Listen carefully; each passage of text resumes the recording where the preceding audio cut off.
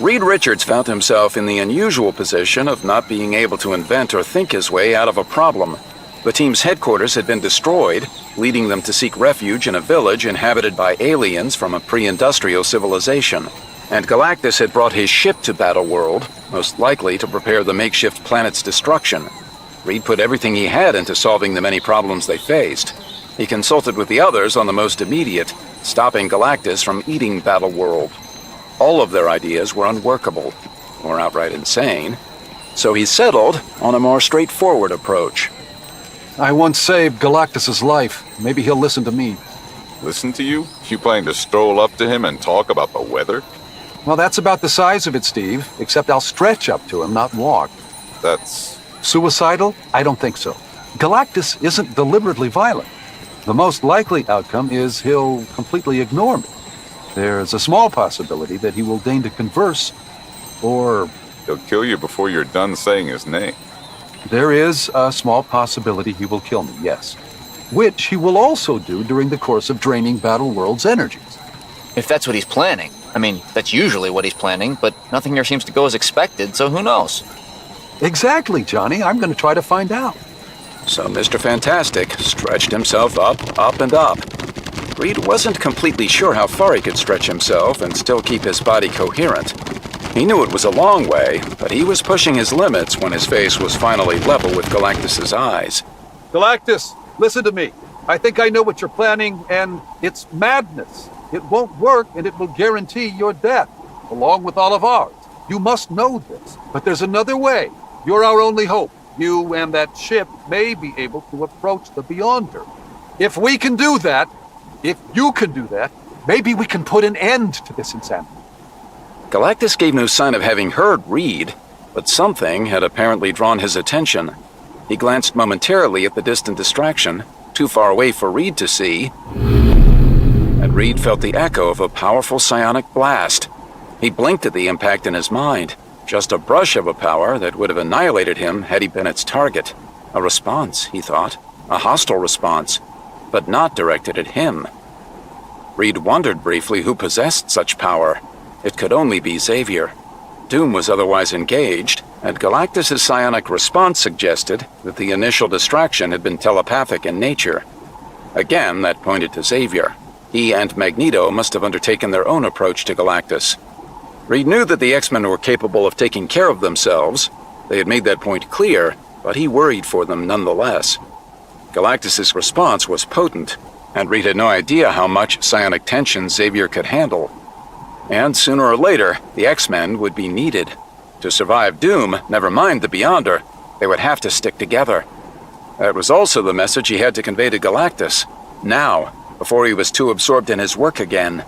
Perhaps Reed could make Xavier's intrusion work in his favor. Galactus! Galactus looked down at him, meeting Reed's gaze. Reed saw no trace of recognition or acknowledgement. A telekinetic shove sent him hurtling back down to the surface. He hit the ground in the village center, his elastic body deftly absorbing the impact. Whoa!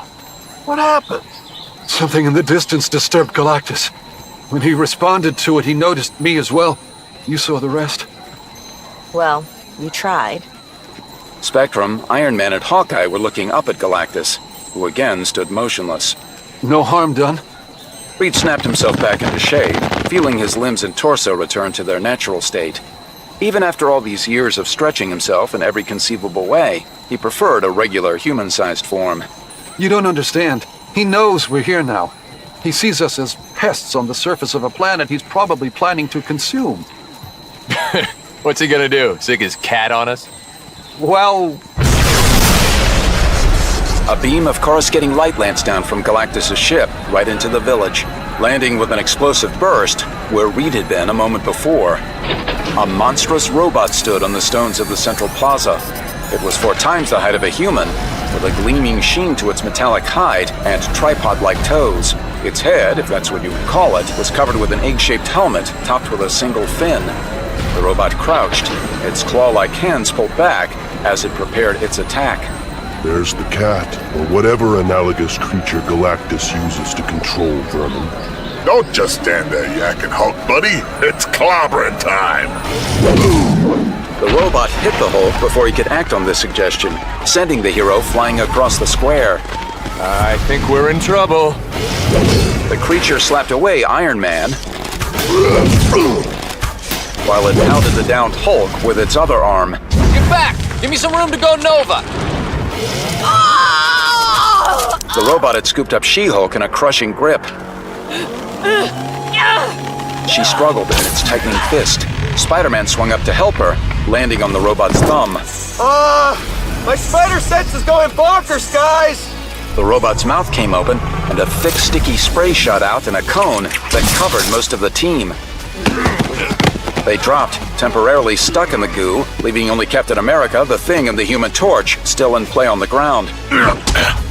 The Thing jumped up behind the robot and caught one of its arms, twisting it into an arm lock. Hope they don't teach wrestling moves in the Galactus Robot Academy. He twisted some more. On the other side of the creature, Captain America got a clear shot and hit it square in the face with his shield, denting the left side of its head. Its mouth was stuck partly open, the paralyzing gel leaking from its chin. Cap's shield was stuck in one of its eye sockets. Open wide! Johnny flew close, pulled up, and poured all of his energy into a fiery Nova Blast aimed straight into the robot's mouth. The explosion knocked free Cap's shield. The larger explosion sounded from deep inside the robot's torso. It reeled and fell backwards, nearly crushing the Thing. When the robot hit the ground, it didn't get back up. Looky there. Bet Galactus isn't used to people treating his toys like that. Captain America surveyed the surroundings, then looked up at Galactus' ship. No more messengers seemed headed their way. Status. Everyone okay? The goo had melted, so the team could move again. I'm fine. All right. Hi, I'm Will.